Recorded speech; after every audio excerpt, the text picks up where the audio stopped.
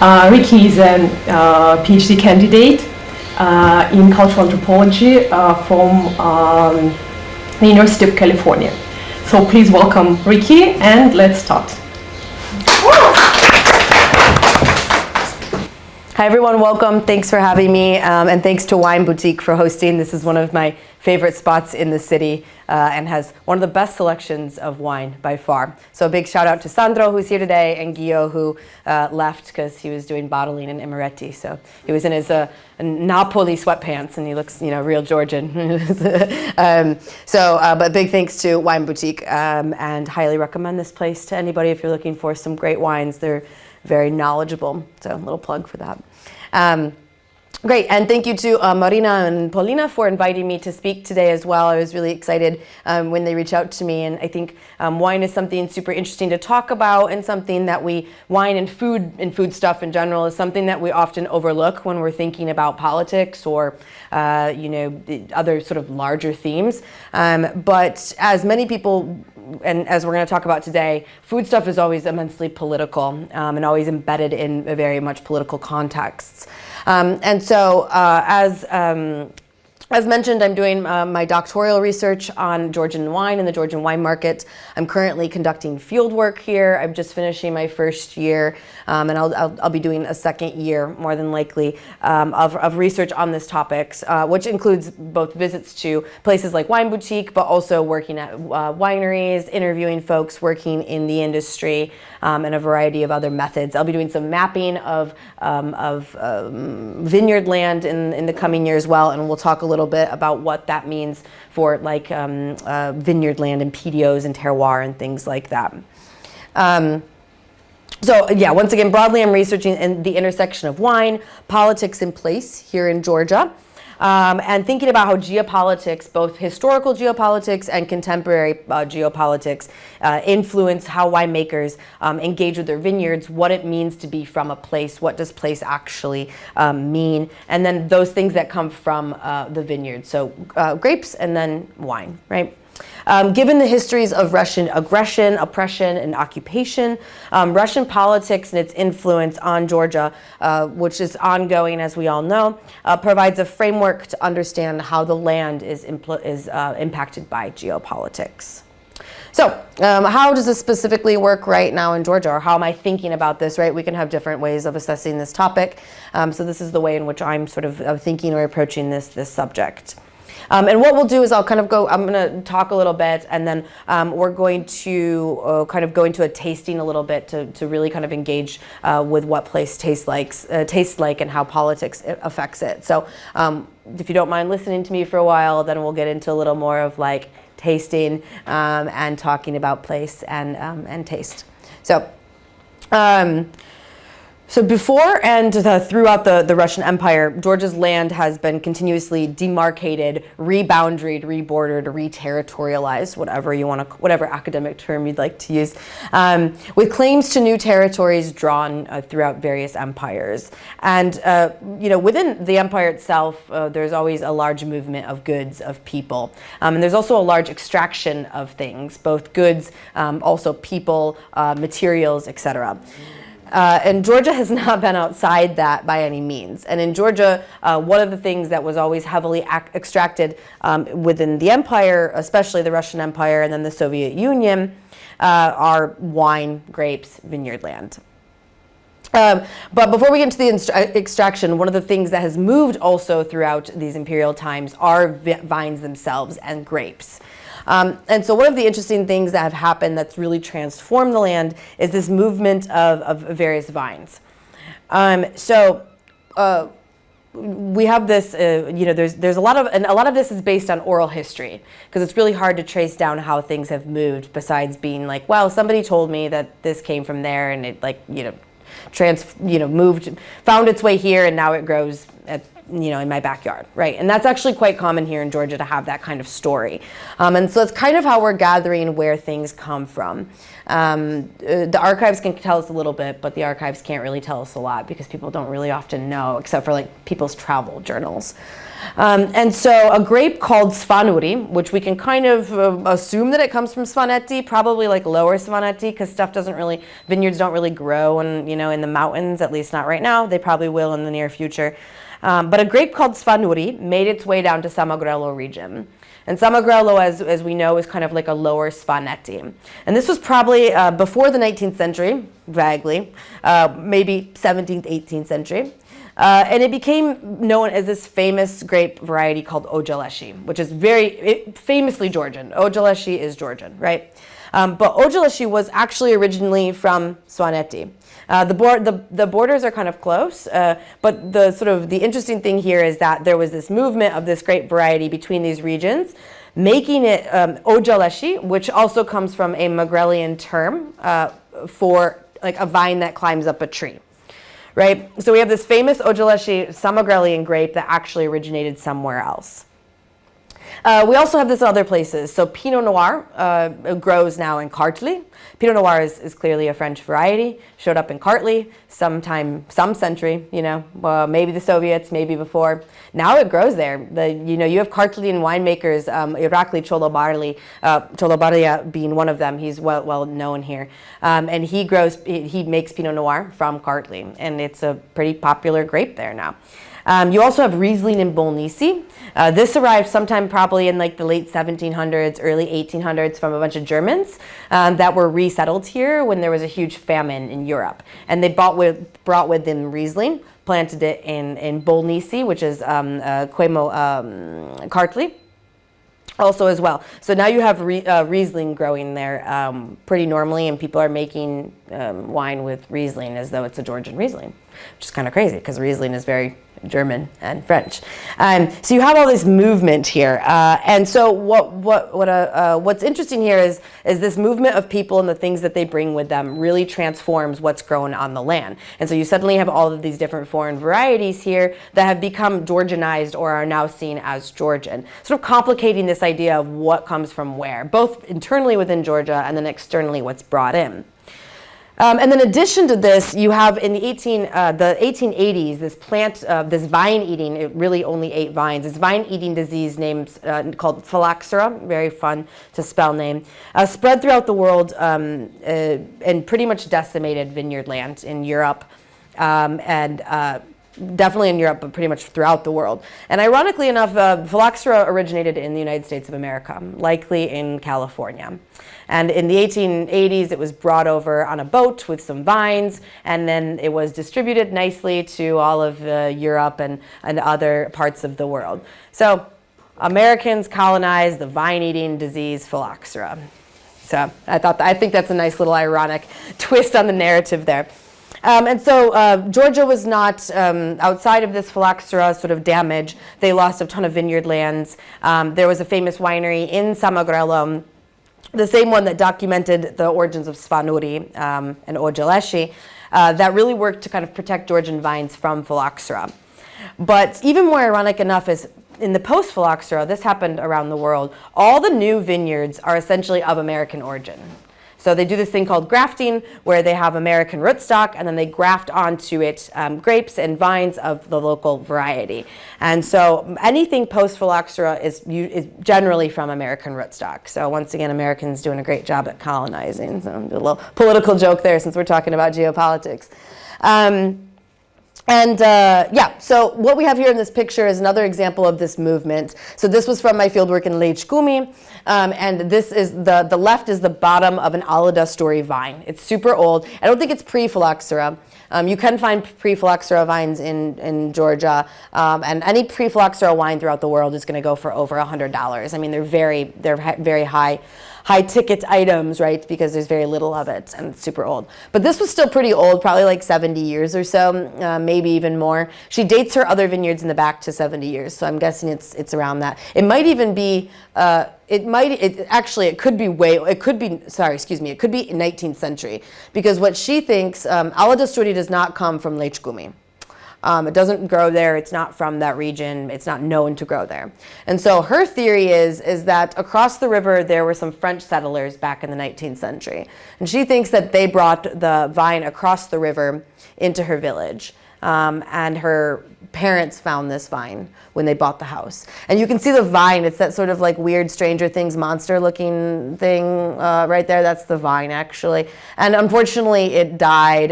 There's kind of an interesting story. Her kids thought it like made it into a swing and it broke the vine. And she was really sad because she's very connected to this vine as something from her ancestral like house and reminds her of her parents. So she cut off 2 branches of it, one for her father and one for her mother. And she's saving them. She's not quite sure what she's going to do with them yet. But as this, I think, example really narrates, it narrates like the movements of things and how it impacts place and how, you know, she now makes ala dasturi because she took some of the clippings of the ala dasturi vine and grafted them. So she actually grows ala dasturi in Lechkumi and makes that wine for her guests at her guest house. But what it shows is just movement of people and places, of people and things, and how they can grow in these new areas that were not, that they didn't belong to before. And for this lovely friend of mine, you know, this is a very close association to what it means to be from a place, not just like from Lechkumi, where a different grape variety grows, and we'll try a Lechkumi Twishi next or soon, but also that they can make something new of place, and place and taste become something different, and become very subjective to the experience. So So then moving into the early Soviet times, Georgia was a major producer of Soviet wines, and they were primarily exported within the Soviet Union. And this is where the extraction took place, where insane amounts of grapes and vineyard land was extracted from Georgia and used for Soviet wine production. So in the bottom right, we have Soviet Shampanskaya.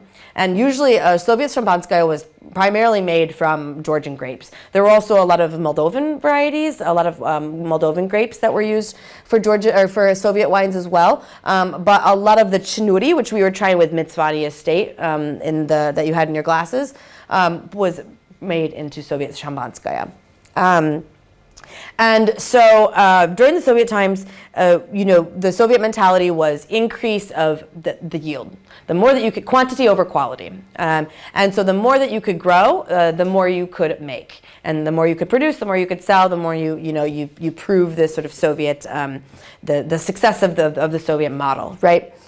Of production. And so what happened was a huge influx of pesticides and insecticides and other chemicals that were added to the vineyard, because when you use pesticides and insecticides, you protect the plants from external damage, which then in turn results in a higher yield.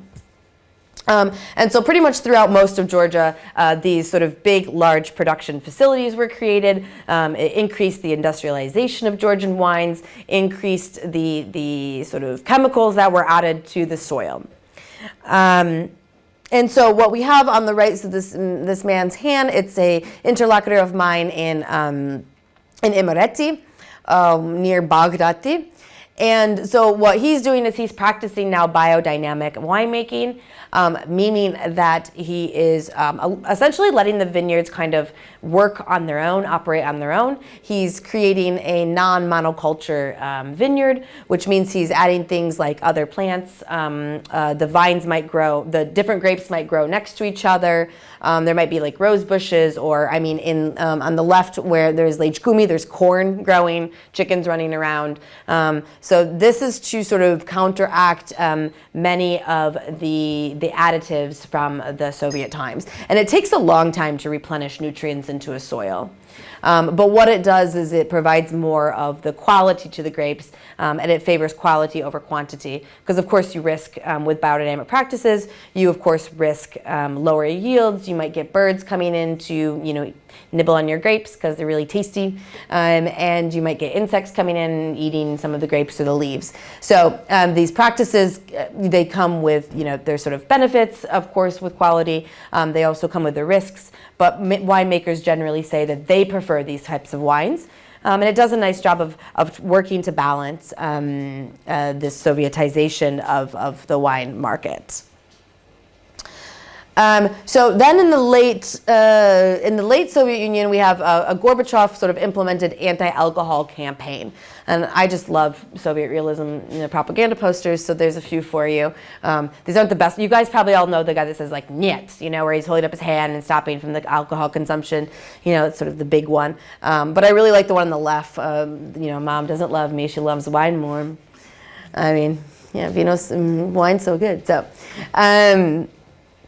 And so what happened under Gorbachev then was, in Georgia in particular, was a different kind of transformation of the land.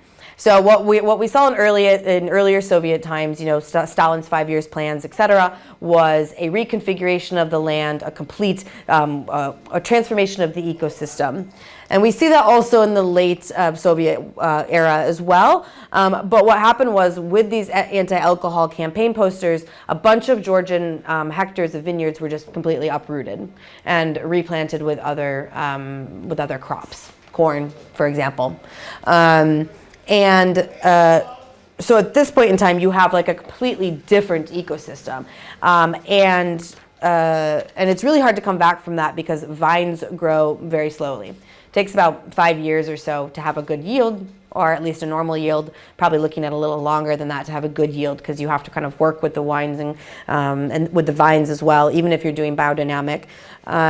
So it takes a while to recover from these kind of land transformations. So I think the sort of the history of some of this Russian imperial and Soviet history shows that the land is never free from politics. It's constantly under pressure, under influence, under stress of these political factors, which are normally for both like political but also economic gain. And economics are never free of politics, really, as well. Then we move into more contemporary Georgian winemaking. So this is sort of post-Soviet, but I'm looking here at the early 2000s. And most specifically, I'm looking at this 2006 embargo. And this was a Russian embargo of Georgian wines and mineral waters from entering Russia and being sold on the Russian market. And there's some irony here as well, because the argument was that these wines and these waters were if the water come from Borjomi. We all know Borjomi water, right? Very famous mineral water. The argument was that the wine and the Borjomi sparkling water coming from Georgia into Russia was falsified. This argument's kind of funny because there is some evidence that actually a lot of Borjomi that was sold in Russia was actually made in Russia. So the imports were actually falsified. It was like Russia falsifying the narrative, which in turn shows the political nature of the embargo. Sometimes these things are hard to prove, like tracking supply chains is really tough, especially with on these large scales. But these are sort of the narratives. It's like, yeah, actually all that was made in Russia. And given the history of Georgian winemaking, especially in the Soviet Union, grapes were picked from one region, shipped to another region, bottled, processed, and then exported. So like where actually anything came from was already a very complicated argument to make, that like, oh, they're falsifying things. Well, okay. So the embargo was a very interesting time, because not only do you have this ironic sort of illogical argument being made by Russians for the embargo, but from the Georgian side, it was like, wow, okay, well, we don't have to export to Russia anymore. So what are we going to do? And so this is where you see things like this poster from my friend Keto Nenidze. She gave me permission to share this. She was a big, she's a very, very heavily anti-Russian spokesperson, but she was there at these sort of rallies, and she called this the golden era of Georgian wine. And so what this sort of meant was that it became a time where no longer did they have to fill industrialization quotas to export to the former Soviet space, right? Russia was no longer open to them. So it became a time where, wow, they could try all these new things. They could start to experiment. They could go back to like different traditional practices. They could try new things. Okay, well, we can let's try to get our wine into Europe. What can we do now that we're not reliant on this Russian market anymore? And so this is why it became the golden era of Georgian wines, because it became a pivotal turning point for winemaking in Georgia to try for new things and to see what could be next. And so on the left, you have some contemporary wine labels. This is where you kind of see some of these changes in the market. I mean, these are very new labels, but this is the more contemporary market as opposed to Soviet labels, like when we saw with the Shampanskaya, this sort of very traditional like text and like formal French style, trying to, the French archetype of the label.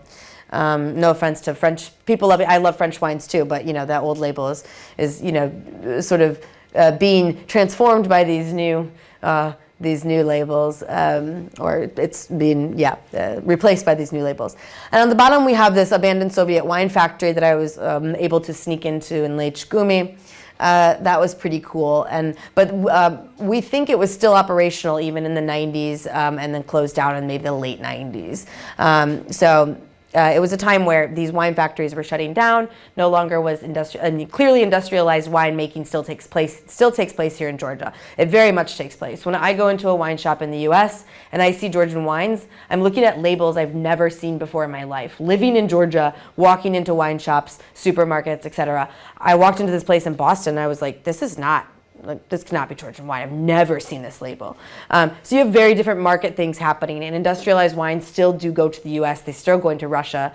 Over 50% of exports still went to Russia last year.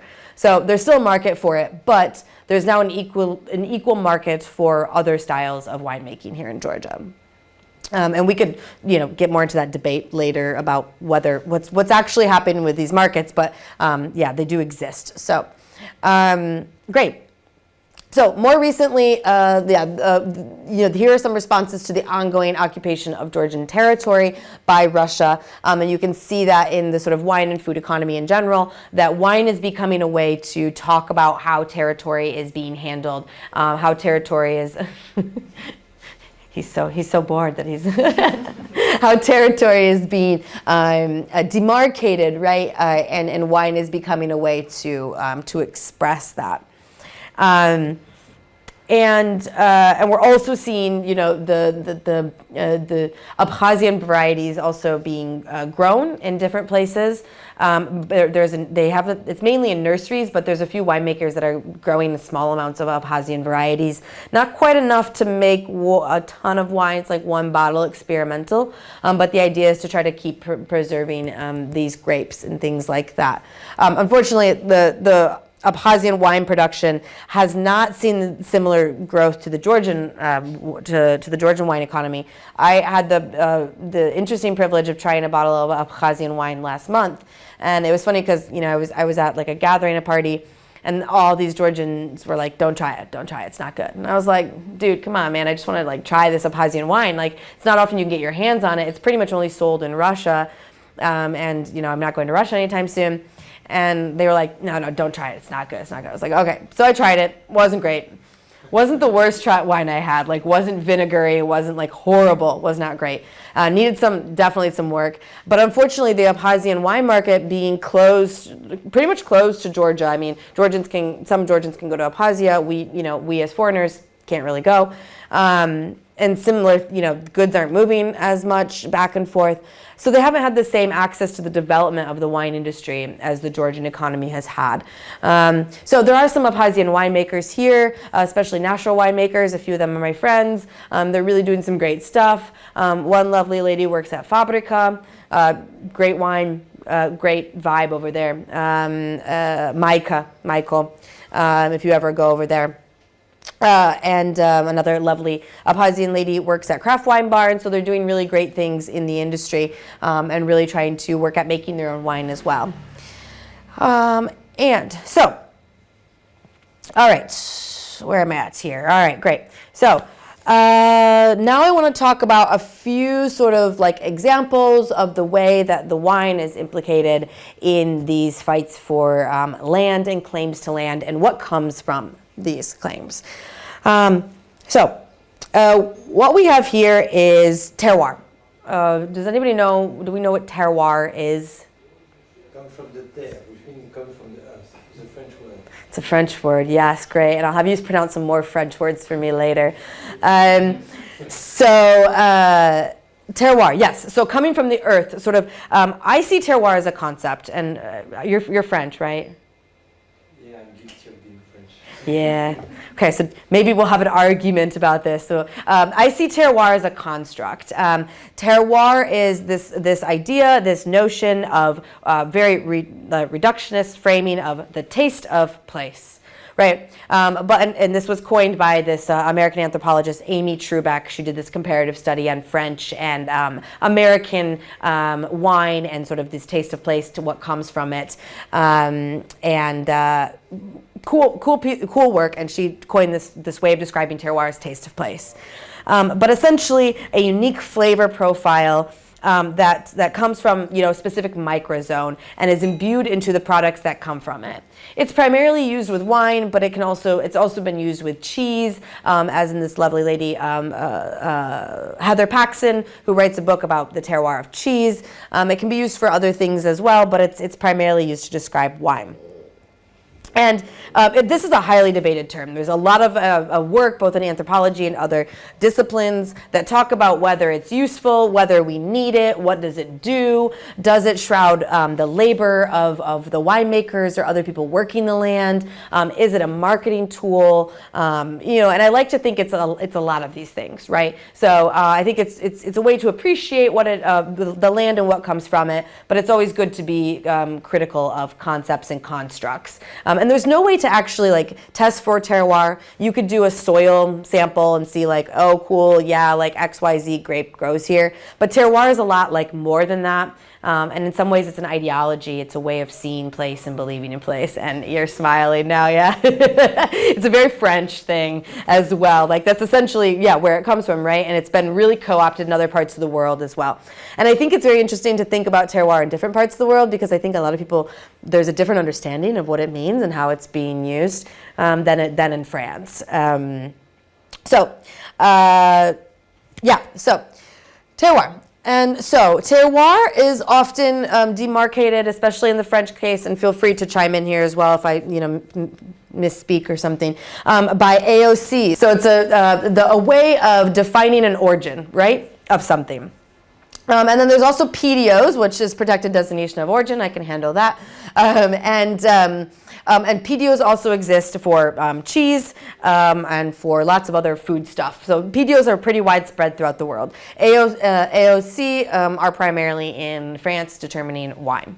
These are actually really conflicting kind of terms. And they both historically, as they're embedded in histories of colonization, marginalization, especially with France and its colonization of Algeria. And winemaking was actually pretty prevalent in Algeria under the French colonizers. And AOCs and terroir were used by the French, I think post-phylloxera, to revive the French wine market, if I remember, particularly for champagne. So they're definitely political. They are not outside politics, and they have these benefits of helping local populations lay claim to things. But they also come with their political and sort of political nuances and questions. And their impacts it's really hard to answer. There's some really great works on this. Especially there's one on tequila in Mexico with the PDO, and she goes through this whole book of talking about PDOs and where they come from, what do they do, etc. What are they doing for tequila? And at the end, it's they're not good, they're not bad, they exist. They kind of suck for workers. A lot of people are marginalized. That's as much as I can tell you, right? So a lot of times these questions are pretty hard to answer because everything is very subjective and there's lots of perspectives. Very neoliberal structures, and they are arguably forms of control and ways of demarcating the land. But we'll talk a little bit about how they can be very useful as well. And so they're also used, two common PDOs, for example, are Parmesan, which actually comes from Parmigiano Reggiano, and really anything outside of the regions of Parma and what was the other one? Parma and Reggio Emilia, and there's a few other small regions. Everything outside of that is fake Parmesan. It's not technically Parmesan. And same thing goes with feta. Any feta made outside of Greece, and I think there's also particular regions in Greece, is fake feta. You guys are buying fake stuff. If you buy anything that's not demarcated with the PDO. But, once again, what is it doing for us, right? It's actually creating a very particular taste that comes from a very particular place. And it's telling you that anything outside of that place doesn't taste right, or appropriate. And so then we kind of get into what is called hegemonic knowledge, hegemonic knowledge about taste, controlled knowledge about taste. And we'll get into that a little bit later when we actually talk about tasting. So a couple of examples of PDOs and in the Georgian case here. And so in Georgia, for example, there are 29 PDOs that are recognized by a national wine agency, which is a subset of the Ministry of Agriculture, like somehow affiliated and associated there. You know, there's all these different lines. And PDOs are defined by these sort of state and semi-state structures. So they're not actually, I don't think, far as I'm aware, not actually defined by Georgian winemakers. As you can see, there's like some sort of arbitrary map drawn that says this is Georgiani PDO. I mean, it's not totally arbitrary, but you know, this one in particular looks kind of like it was just cut out by scissors. I mean, it is demarcated in a way, you know, but I just think it's a funny example. And then a list of different like things that you have to meet if you want to make wine in the Georgiani PDO, or you don't even have to make it there. It just has to adhere to all these categories and kind of like very sort of complex sort of regulatory bullet points, right? And each of these PDOs in Georgia has one of these that has its own distinctive characteristics, right? I think like it's very interesting because the way that PDOs operate, the way that they work is that, yeah, you have to be from this certain region, you have to follow these steps. And yet, like from living in Georgia and kind of seeing what happens in the winemaking community, I mean, it's kind of crazy because I mean, you know, you go to Kakheti and you're like, you know, you see these Kakhetian grapes, Saparavi, Rakatsateli, and then the winemaker has Solikuri. And I'm like, isn't that, I remember when I first saw that on like a wine list, and I was like, oh, I want Solikuri, and they were like, oh, this one, it comes from Kakheti, and I was like, wait, it's not supposed to come from Kakheti. It's like Imeretian, right? Or like maybe Samagralin or Lechkumian. It's not Kakheti. They're like, yeah, but it's made by this Kakheti producer. And it really blew my mind when I first I was like really confused for a little bit. And then I got kind of angry. I was like, it's not supposed to come from there. I like Imereti. It's like my favorite winemaking region. Solikuri is from there. What's it doing from this Kakheti producer?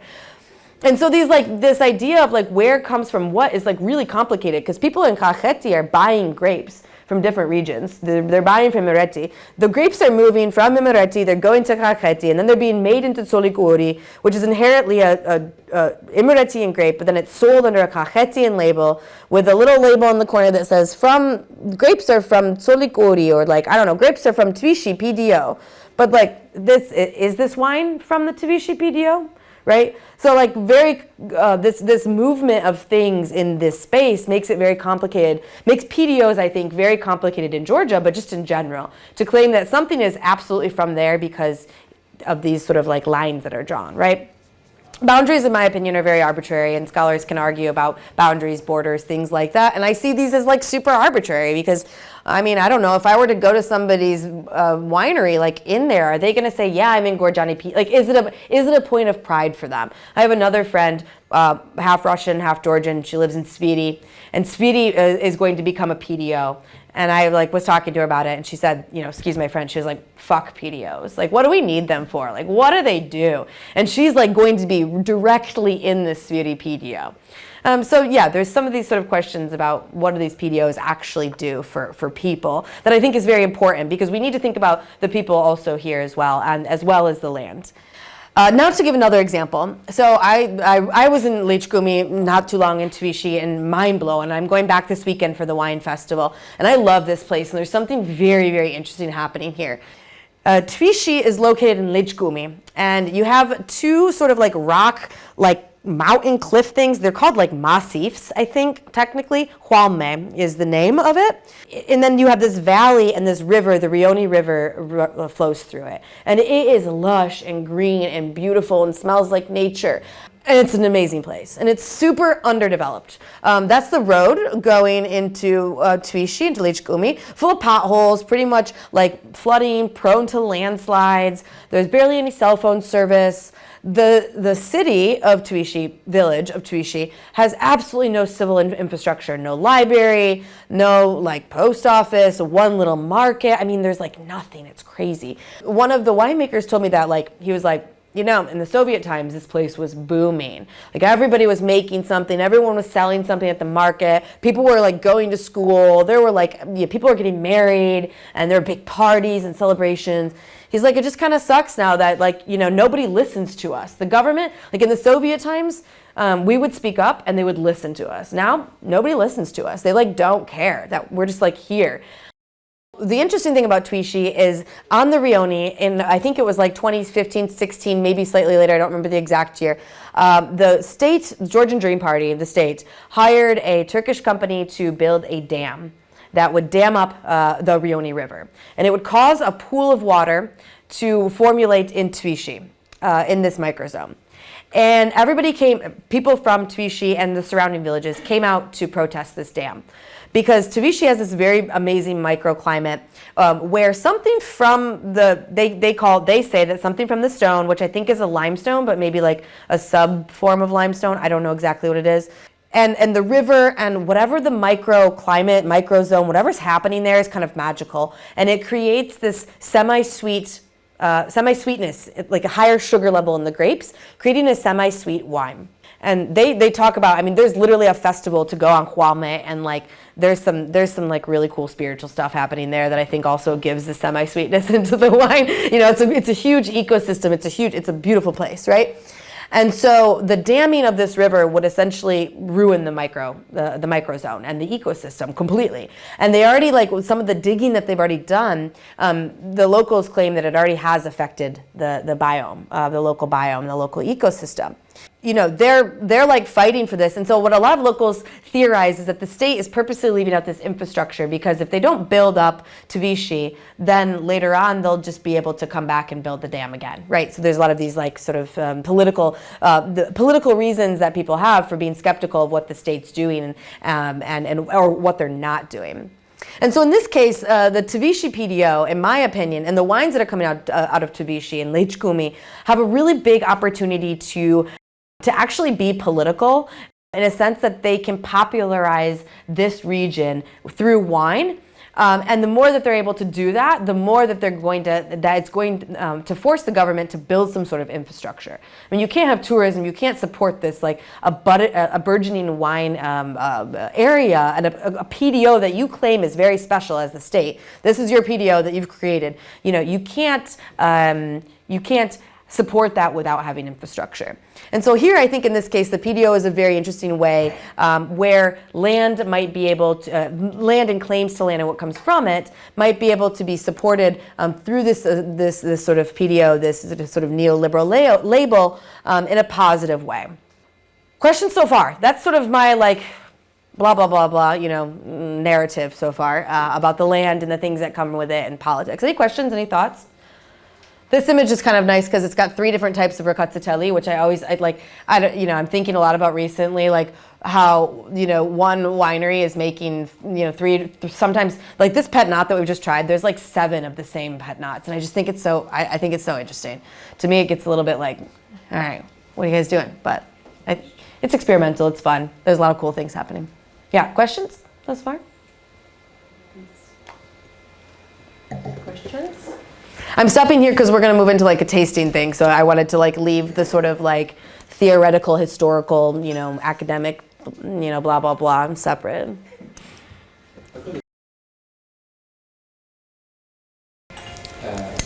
Outside of the country, when they ask you, what is Georgian wine? Or what does that taste like? What do you say? How do you answer to that? Yeah, that's a great question. I usually start out with being like, well, it's pretty different than what you. Okay, so this is an interesting question that I think my answer has now changed. I think before, like a couple of years ago, I would have been like, Georgian wine is like really something different. It's going to be pretty different than anything that you've ever tried, and it might take some getting used to. But like once you get used to it and you like hear some stories, it's pretty cool. Now I think that's changed because there's like more European style, European technology. Yeah. Oh, I see laying claim to the French. Wow, speaking of territory. So now there's like these newer styles of wine, right? Like Bayas, which we'll try here now, that they're using Qvevri, but it's primarily European technology. And so now I think now I'm just like, I don't know, like, it's not as like this crazy phenomenon anymore where it's like, oh, this is Georgian wine, you're never gonna like wait till you try this Quivery wine. Now it's more like, oh, this is just really great to drink, and like, yeah, oh, if you like French wine, or you like Spanish wine or something, oh, like you should try it. It's really fun and interesting, I think is what I say now. What do you say? That's a very good point, right? Like the Georgians have something very unique in a lot of the indigenous varieties and the indigenous styles of making wine. And that's really where, like, if you want to talk about place and what comes from it, that's what comes from it, right? And so I think that's like a really, like what's happening in the market is like, I mean, we could talk for hours about this, and we can talk about it maybe once we do this little tasting bit at the end, because I have so many thoughts and feelings about this. But yeah, I think like in thinking about what actually comes from Georgia and what is Georgian, it can be Pinot Noir, but then yeah, like, is that really going to benefit you to replace a bunch of Saperavi with Pinot Noir, instead of like looking at how can we improve Saperavi and the quality of Saperavi through methods and like, biodynamic vineyards, right? Like, or whatever vineyards, yeah. So I think these are like really good things to think about. I'm intrigued by all the different ways you're looking at how terroir or a PDO works as a, like, not only a social construct, but a consumer, a consumerist or a capitalist thing, or maybe even a way for leverage, right, for people. And otherwise, I've thought of it mostly as part of a discourse of authenticity. Yeah. This is where this sort of outside perception of what Georgian wine is sort of crosses over, or, we have to interrogate it against this idea of regional authenticity within Georgia, and how all the strains are moving around and the names are moving around. Yeah. So I just wondered if you had anything more to say about that, discourse of authenticity. Oh yeah, I have a lot. So thank you. Yeah, I think like this discourse of authenticity. So PDO, whatever's happening with PDO, what is happening with PDOs is very fascinating. So what I'm really trying to also look at now is kind of a scalular analysis of different ways that people are engaging with PDOs. So one of the things that I'm working on is a very neoliberal blockchain project that is recognizing a PDO of Georgian wine by scanning QR codes. And the idea is that by scanning the QR code, you'll be able to see all the information about the wine, and it verifies the authenticity of where the wine comes from. You'll get the coordinates of the vineyards, where the grapes are made, or where the wine's made. You'll get pictures. You'll get a nice little cheeky narrative story about the winemaker, right? And so the consumer is able to literally scan on their phones this QR code and see all this information. And I'm working on this project both as an anthropologist and then also, primarily as an anthropologist. And so I think this idea of authenticity is like a very good question. And I think this, I'm sorry, what was your name? Mikel. I think this also goes back to what Mikel is saying, is like, what is authentic Georgian wine? And what's happening now in Georgian wine, in the Georgian wine industry, is like a huge transformation of winemaking styles. In 2019, I went to a wine festival here, and I tried like 4 wines, and I could not taste anything. It was like so dry. I was like, drank a gallon of water. Like, it was like wines have transformed so much, and they've transformed for the better, but they're moving really, really quickly towards a completely different style of wine. And the same lady in Lake Gumi that I showed you earlier, she said something so fascinating. She was like, the more things move away from being natural, the more inauthentic they become. Right, but authenticity is also not ahistorical. Exactly. So there's like really interesting ways that people are perceiving this. And so I'm trying to look at like the scalar thing of like, what does authenticity mean, both on a local end? What does it mean for these like super national sort of neoliberal structures coming in? What does it mean for like EU funding bodies, funding, wineries and things like that? And how is authenticity potentially like also changing and shifting? Because it's also one of those things that changes, right? I guess it's like the tradition. What is traditional Georgian wine? They use that word a lot. And like handicraft. Certified handicraft. Exactly. Yeah, and it's called like in Georgian it's traditional winemaking, right? So the Georgians are probably going to eat me up on Friday when I critique their traditions and tell them that the traditions are invented, and they're going to go throw wine at me or something. But let's see. Okay, any other questions right now? Otherwise we'll move into a little bit of, cool. Okay, so this next wine, we're gonna use this, and there's a little bit more, we're gonna need more of this wine probably because I wanna do some tasting stuff now a little bit more. So, tasting. Hegemonic or subjective? As I kind of mentioned before, tasting wine and learning how to taste wine is really kind of based on what might be called hegemonic knowledge. So there are literally standardized materials that you can buy that can teach you how to properly taste wine. So there is the W set, which is popular in Europe. It's also arrived in Georgia. There's like 4 levels. And there's a Court of Master Sommeliers in the United States of America. And I don't know if anybody has seen, there's a really interesting Netflix documentary on the Court of Master Sommeliers. And there's like 4 levels, and the highest level is like insane. And there's a crazy documentary on Netflix, at least it used to be on there, about these like it followed 4 candidates that like were going for their Master Somm, and they were like losing their minds. I mean, they were going to perfumeries to smell things. They would like go through the grocery store and like pick up herbs, and then, you know, they'd spend thousands of dollars like tasting wines.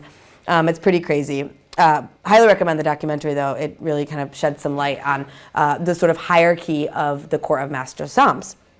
I did the Court of Master Somms in 2016, level 1. I did it, and I was like sitting there, and I was like, okay, cool. We're learning about French wines, Italian wines, American wines, and I was like, man, I just went to like I just tried these Greek wines. I've gotten really into them, and I was like, I'd like to learn more about it. And these Greek wines were good. They've got high acidity, salinity. I love Greek wines. And we're sitting there at this Court of Master Somms thing, and it's some like older white man teaching me how to like pour wine or something. I was like, dude, I've been working at a restaurant for like a year and a half now. I pour like 10 bottles of wine a day or more. Like, okay, man, what's going on? And I was like, I just want to learn about Greek wines. Why do I have to learn about French and Italian wines all the time? I'm so bored and sick of it. Because it really, like, that's all it was. And it was just like all of these old world wines, just like you have to know everything about, like if you want to pass the Master Somm, you have to know everything about every single region of France, even micro regions. You have to learn how to pronounce everything correctly. I'm like, I'm not learning French for this. Sorry, I'm not going to learn French for this. But essentially, my point being is that tasting within these organizations creates a hegemonic knowledge base, when actually tasting is, in my opinion, is immensely subjective. So these people are determining taste, but there's actually a lot more at play here. You know, the taste is immensely subjective, and it really comes from your own perceptions. And so before we talk anything more about this, oh, there's a little swirl of a Lechkumian wine.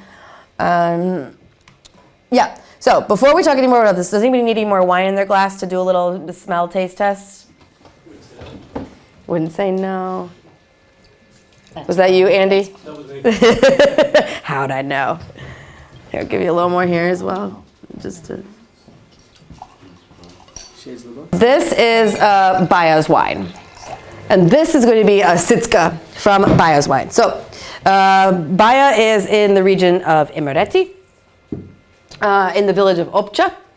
That's about 30 minutes from Kutaisi, southeast from Kutaisi, pretty close to Zestaponi, if we know where that is. So before we talk any more about this wine, though, before we like do anything else, I just want to, for all of you, and if you don't know how to swirl wine, that's totally fine. I like spilled a lot of myself from it. I still spill on myself all the time when I swirl because it's just the nature of gravity.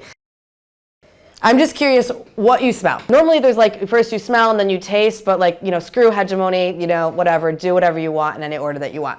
And I'm just curious what you might smell, what you might taste. And pretty much there's no wrong answers. So anything that comes into your head, and somebody's got to be brave to give me something. I got licorice in the first smell. Licorice? Oh, I like licorice. Cognac. Okay. Plum. Plum? Apple. Apple? Great. Vanilla. Vanilla. Ooh, this is very interesting. Huh.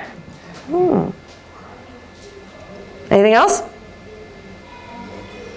Cool. Now if we're gonna be like the cool according to the books, now we can taste it, and then you tell me what you taste, and a lot of times there's like overlap, sometimes there's other stuff, you know, whatever. I'm trying to be very chill about tasting because I like, you know, the competitive tasting world is pretty insane, so. So what do we taste?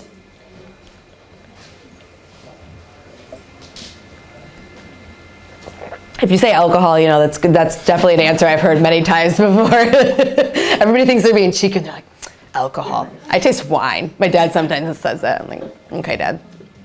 You've lived with me enough years to know that that's not the right answer. Does anybody taste anything? Grass, maybe? Grass? Okay. Amazing. Banana. Banana. Taste or smell? Taste? Banana. What kind of banana? Green banana? Costa Rica, 5 months, I don't I mean, maybe like an underripe banana, right? Like an actual green, but like if you smelled like a green banana, like if you imagine. Yeah. So I find tasting to be kind of fun because you can make up things and you can do like really weird stuff like barnyard animals or like, you know, manure, like, I don't know, walking along the beach while the water splashes on the rocks or something like that. Like it's like really fun stuff. And I like to have even more fun with it because people take it too seriously and I'm like, guys. Maybe green tea. Green tea? Okay. Cool. Okay, so let's move into, I'm gonna open up the next wine too because this is gonna be kind of cool as well. And this is why I wanted to do these 2 bottles. One of the things that I think is interesting to think about with taste is the way that it is impacted by your own experiences. So going back to this subjective tasting and subjective taste, right? So I sort of think about my senses as like a register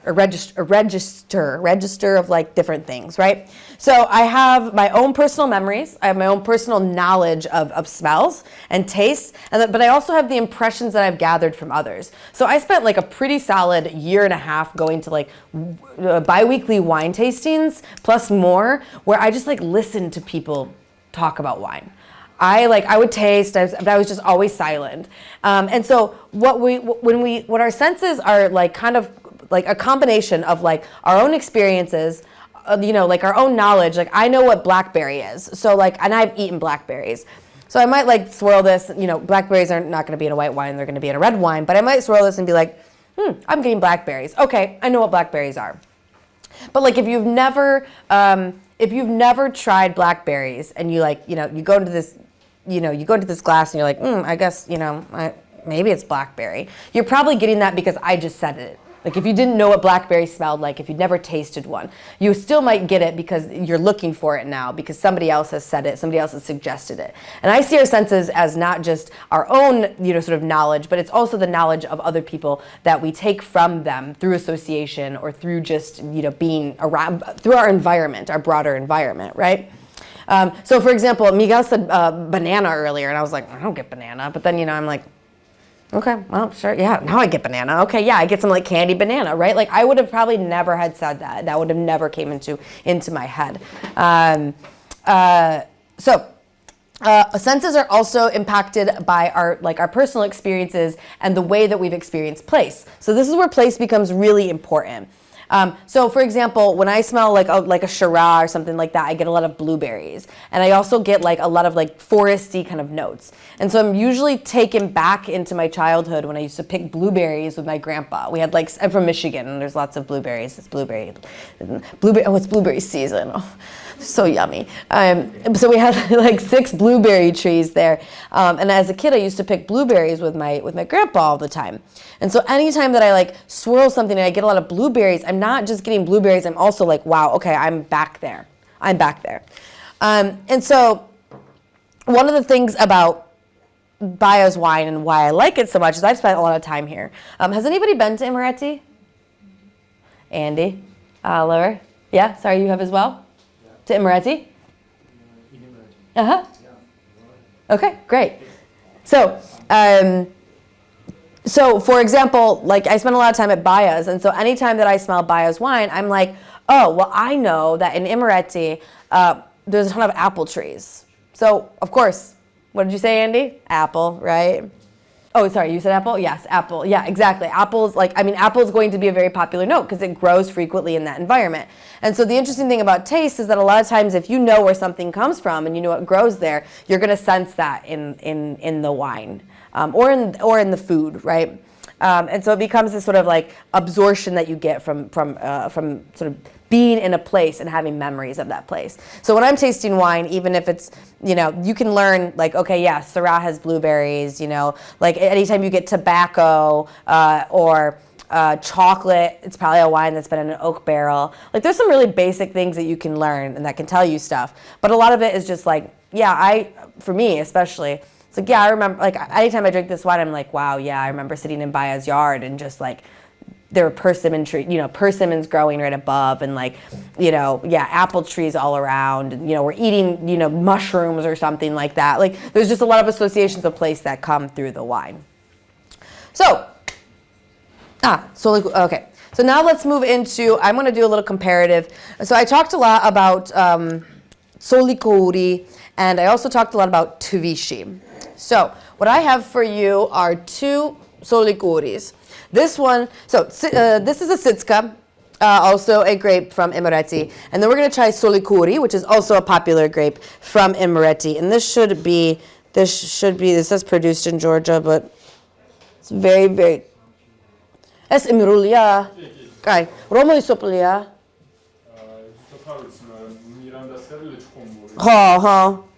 Arshant, kutaisi.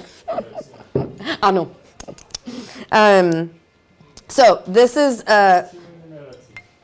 just basic Imereti. See, this is what it means. Like, where are the grapes actually from? We have no idea.